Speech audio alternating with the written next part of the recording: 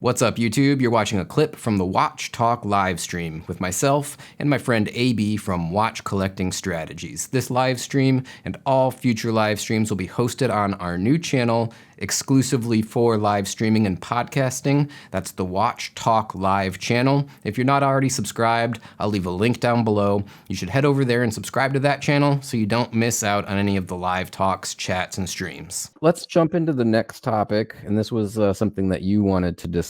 What it is the idea of kind of being a serial flipper. We're going to call this segment maybe Watch Flippers Anonymous, if you will. And you know, is it a good thing? Is it a bad thing? Is it bad for the community as a whole? Let me start by saying that I have sold a number of affordable watches. When I started out in this hobby, I bought a bunch of affordable Seikos and a number of others. And before I knew it, I had, I don't know, 10, 11, 12 watches, and I couldn't possibly wear them all. And I had a lot of money tied up into them, yet, you know, between say $200 and $500, averaging, let's just say $300 a watch. You're talking about $3,000 to $3,500 worth of watches all of a sudden. So I sold off the majority of those, except the ones that I really, really liked. And then I invested in, at that time, it was a Rolex Explorer.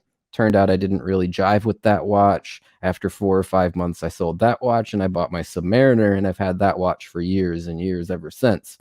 So I would say I'm not a flipper, but I am a little bit indecisive. So I have, you know, gone down that road a little bit. That said, I'll let you, since this was sort of your topic idea, kind of kick the discussion off if you would like. Okay, let me start off with saying, by flipper, I don't mean flippers who are buying watches to sell them for profit. That is a very distinct, like that is something let's call that a scalper, right? Yeah, like a scalper. Right? We're not talking about scalpers. Because they ruin the hobby, straight up. There's no argument. It's just ruining the hobby. You're not a dealer. A lot of people don't care about they don't even care about this hobby. They don't even care about watches, but they go on Hypebeast. They see that the Blue Alpinist is popular and that they start selling it. Which I will mention, I promise, when I bought that Blue Alpinist, I had no idea it would go up in price. When I sold it, it's not because I wanted to make money. It's because that dial sucked. Simple. But what I was trying to say was, I used to buy and sell watches all the time. There was probably a year where I bought and sold like 100 watches. You know, now, is that hyperbole? Are you exaggerating, or do you really mean like 100 watches? I really mean like I really look realistically at a minimum 50 watches.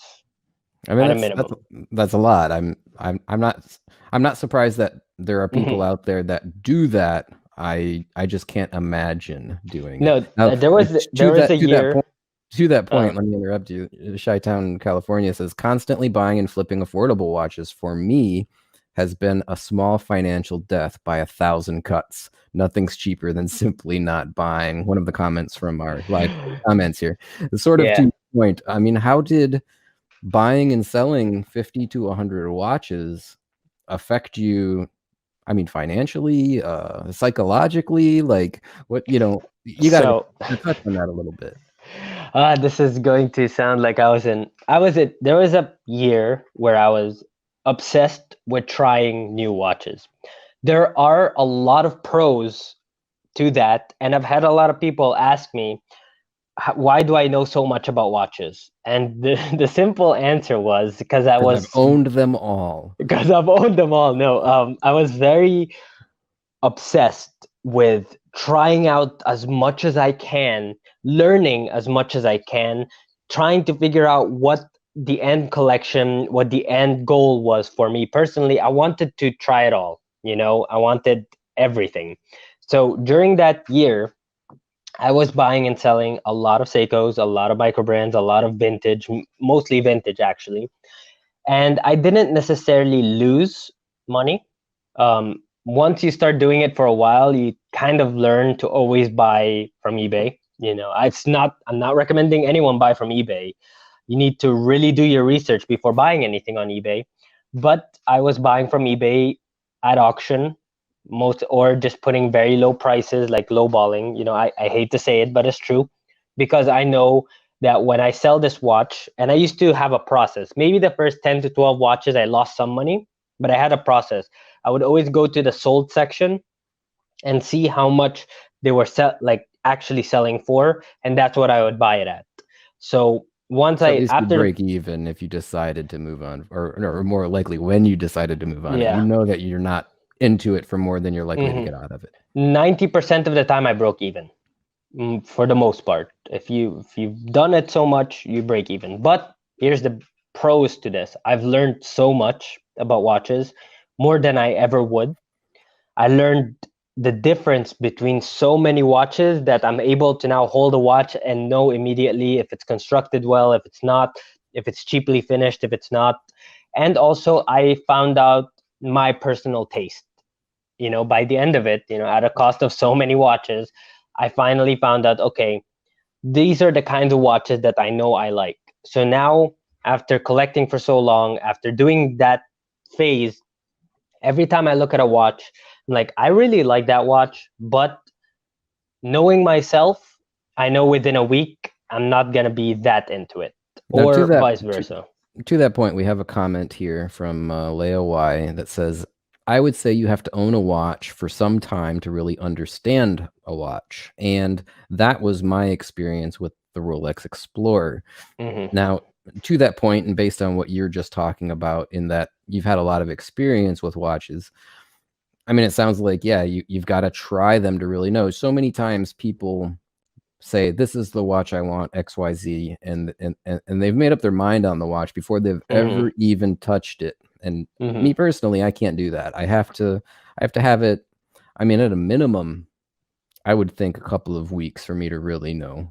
Mm-hmm. I mean, also a lot of people gamble very, like, I seldom do this, but I need to also try a watch before I buy it. And for the most part, if I don't try a watch, or if I do try a watch, I always find something that I was not expecting with the watch. You know, there's always something small that you will either love or hate about the watch. There's always a little detail that kind of throws you off, even if it's just down to how it feels. I know that sounds maybe snobby, but sometimes how when you hold a watch and the way it feels just doesn't, you don't like it. You know what I mean? And when you're buying these timepieces, you already don't need any of this. So it's all based on your emotional feeling towards this purchase. You cannot have a proper emotional feeling towards a purchase if you've never seen it in your life. You have to know the watch. You have to know how it feels on your wrist. You have to know the weight. You have to know that you like the case finishing, or at least that's for me. You have to know you like the dial. There's so many factors that you just cannot do it online. It's okay for you to be attracted to a watch that you've seen online. You're like, okay, that is a good looking watch.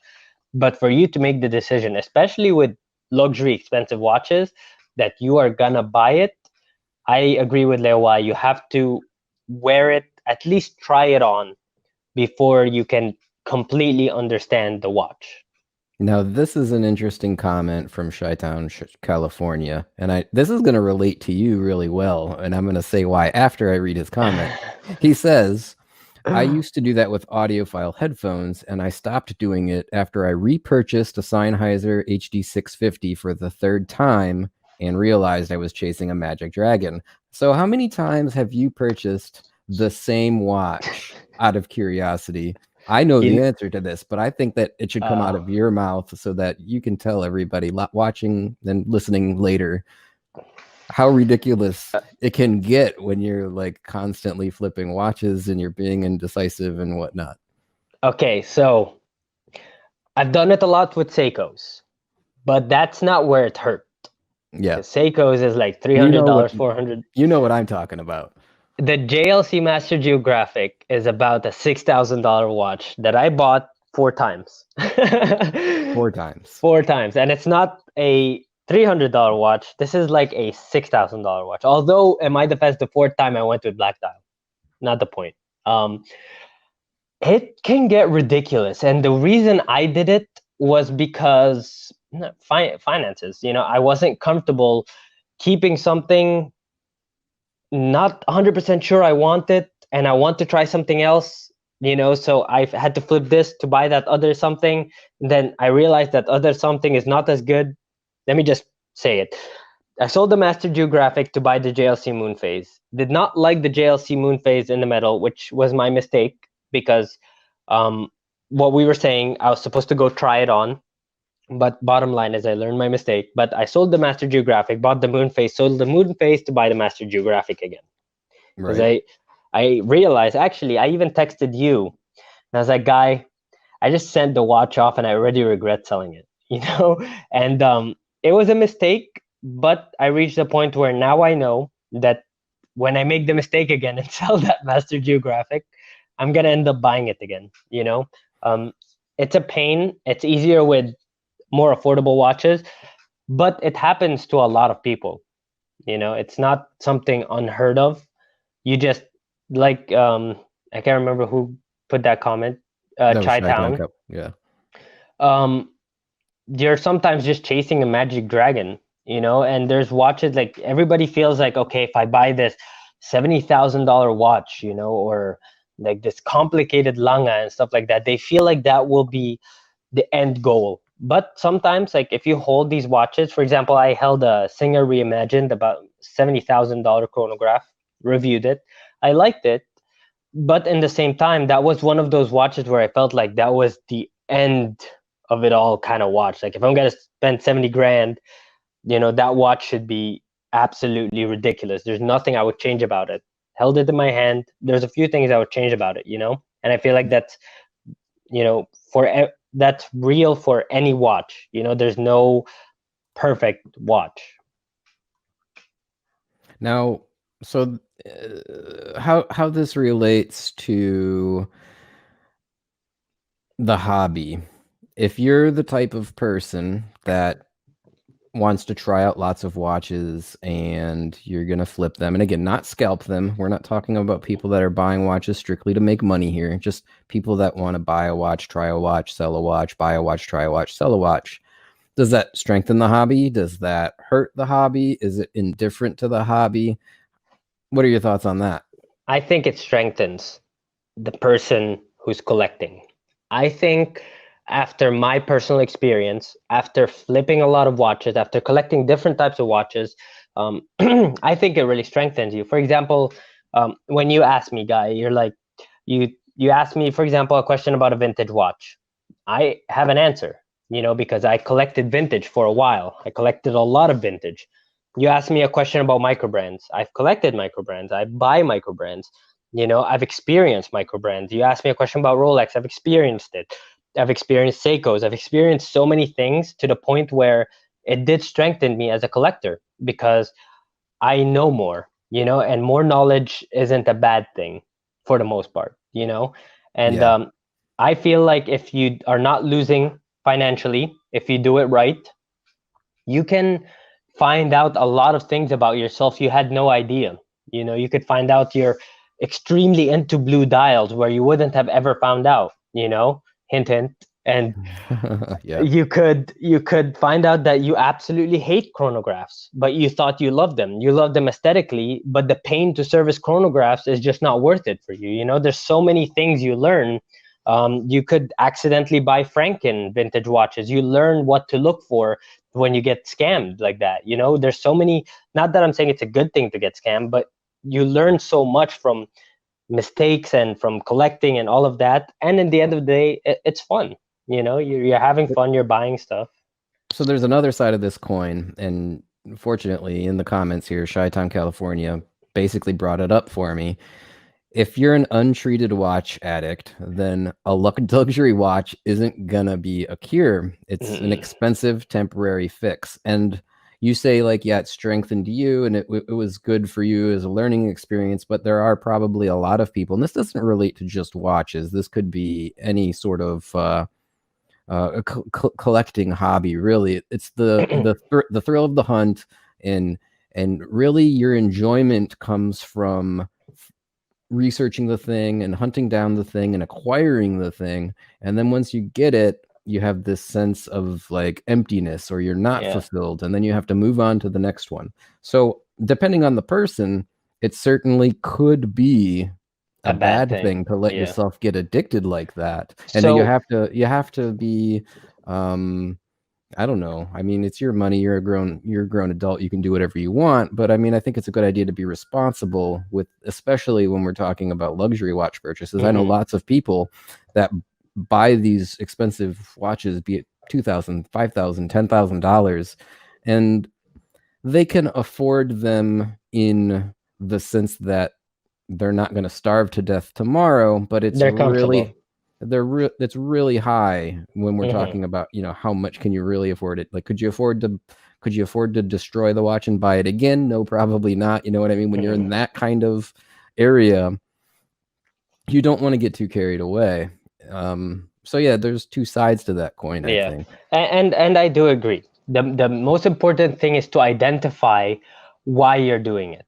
Okay, I know a lot of people that, even some people in my comments, like they've sent me emails saying, "Hey, I have 50 watches right now in my collection, and I don't know what I'm doing. You know, can you make a video and help me?" And I always tell them, "Look, I'm not gonna make a video. I'm just gonna tell you that you have an addiction with just finding the new thing and hunting it down, buying it, and then you're bored of it." I told them, like, you most likely didn't touch 45 of those watches. You bought them, you put them aside, you wore them for a week or two, and you put them aside. It's very important for you to identify why you're flipping. There's, like you said, there's two sides of the coin to everything. There was a period where I enjoyed the hunt, especially with vintage. That's why I stopped collecting vintages, especially when you're collecting vintage and those rare IWC that you will never find ever again. You will buy it. You know what I mean? And it becomes kind of an addiction and excitement. Oh, I finally found the configuration. I got one that doesn't have patina this, aka damage this. Um, so it could be two sides, but it's important to identify why you're doing it. If you do it like for the most part, how I was doing it, where I just wanted to experience them. And if I fall in love with a specific watch, I will keep it, and you're not losing financially. And like the comment said, you're not spending tens and thousands of dollars. And keep in mind, when I'm talking about flipping, I did flip a lot of expensive watches, but those were very calculated. Um, it took me a long time to decide to buy and sell those watches. Do I regret selling or buying any of them? Absolutely not. I experienced watches that I never thought I would. Sure.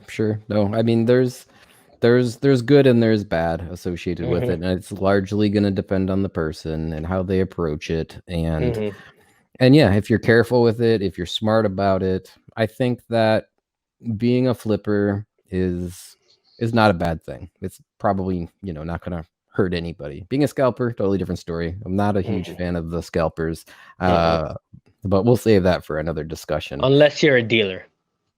Well, I mean, a dealer is by definition a scalper, but like, it's their business to be a scalper. We're Yeah. talking about just, random Steve walks into the Hmm. AD, buys a watch, goes next door and sells it for a profit, that That kind of thing. Steve.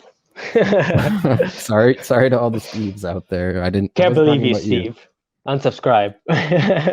But yeah, it's a good topic, and unless you have anything else you want to add to it, we could probably go ahead and wrap that one up as well.